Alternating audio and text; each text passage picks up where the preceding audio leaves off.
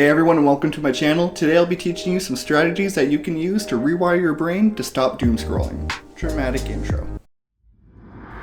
Wake up, consume, eat, consume, work, consume, die, consumed. Life is short enough as it is. When you introduce a thing like Instagram Reels or TikTok, that never-ending addiction and chase for feeling can consume your time. And you. Who we are is what we do with the time that we're given.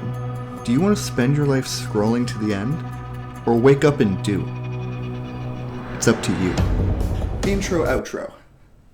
Whoa, that guy's really depressing. Hey guys, so like the title suggests, I'm going to give you my best advice on how to stop doom scrolling from the perspective of an ex-doom scroller and help you become a more focused version of yourself.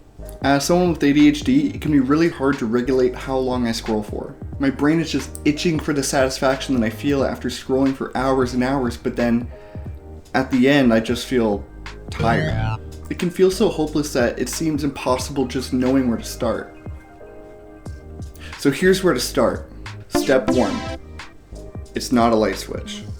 We've programmed our brains to need this artificial source of joy, so rewiring it won't be an overnight task. You need to treat it with the respect it deserves. You need to treat it like it's an addiction. So how do we go about fighting an addiction? Baby steps. Sure, you can do it cold turkey, but I don't think you would have gotten this far in the video if you thought that this was something you could do alone. And there's absolutely no shame there.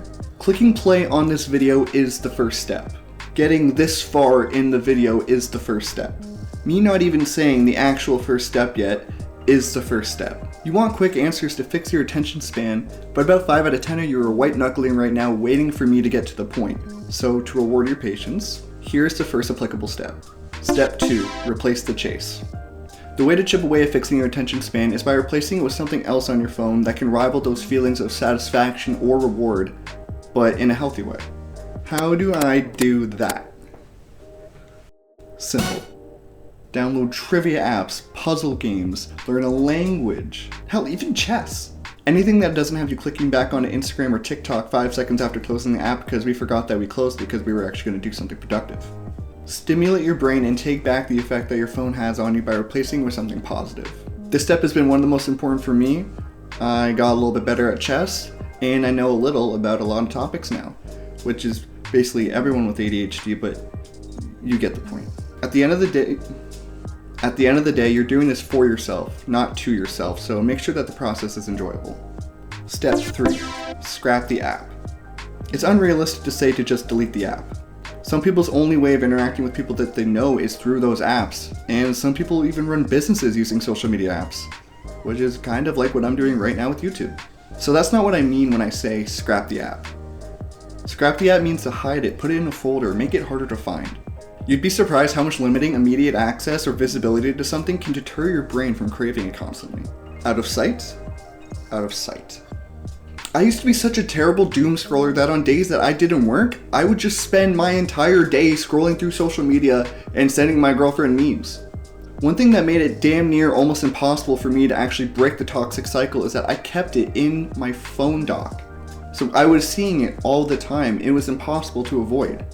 Be rid of the toxic cycle and limit the visibility. It's one small step that can make the world of a difference. Another good thing is to put a limit on the apps that you can't stop yourself from scrolling on. Apple actually has options in the setting where you can make it so that you can set a limit on specific apps, but the only thing is that it's up to you whether or not you listen to those warnings or not. Step 4, touch grass. Seriously. It's winter at the time of this recording, but I need to acknowledge it's not winter for everyone else in the world, wherever you are or whenever you're seeing this. So nice and simple, go for a walk, exercise, play sport. Those endorphins are the purest form of that dragon that you're chasing when you're scrolling. And it gets boosted by that sense of accomplishment too. Treat yourself by working on yourself. Step 5, fail.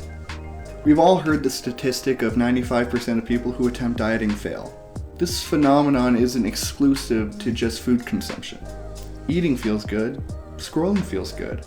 Overeating, not good for you. Doom scrolling, not good for you either. We all have moments of weakness, but the goal is to not let the apps win in the end. In the battle for our attention, we are losing right now. Let's work on taking some control back for ourselves. Now, I didn't just put failure as a step because I'm anticipating your failure. I put it there to hold myself accountable because lately I haven't been doing my steps, and my screen time has drastically increased because of that. I've been neglecting my trivia apps, playing chess, it's cold so I haven't been going outside as often. I went from averaging 45 minutes on Instagram a day to now 1 to 3 hours. But to put that into perspective, 3 hours used to be my limit for how much I was allowed to be on Instagram in a day. I set that limit in the summer. So to now have my current failures be my past victories, it shows a great amount of progress, and the key thing is it's okay to fail, but it's not okay to quit. And to make it fair, just so you don't feel like I'm giving you advice that I'm not following myself, I will show you my screen time and I will update it as the weeks go on to show you that I'm staying true to my word. And that's the whole point of this video, is that this isn't something that we have to do alone. So comment down below your current screen time and your screen time goal. And as hopefully the weeks go on, you remember and you can update it, you can cheer each other on, just be supportive. So to recap everything we went over today, baby steps. It's a marathon, not a sprint. Real change does not materialize overnight. It comes from consistency. Download the right apps.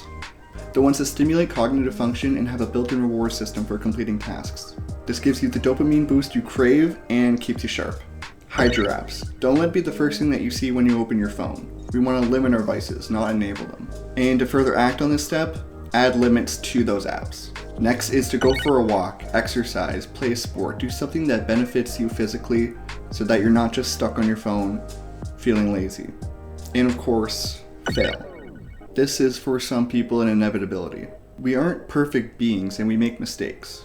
We regress, but we need to take accountability and responsibility for every time we take one step back, and we have to compensate by taking 2 steps forward.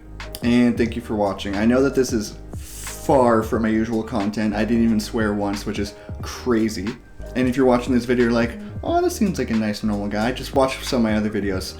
This is not, I'm not normal at all, not even close. But I wanted to try something different, and I wanted to try and be wholesome for once, instead of antagonistic like I normally am. I wanted this video to feel like a helping hand and that it wasn't just pushing you past the finish line. We should never feel shame for wanting to be better, and I hope I brought comfort to the discomfort in the process of progress. Magnus Carlsen? I already beat you, bro. You suck at chess. Stop. Dude, hop off, dude. Seriously, for real. That's embarrassing. Sorry I didn't see you guys there. Congrats. You made it to the end of the video. Good for you. Don't forget to like, subscribe, comment,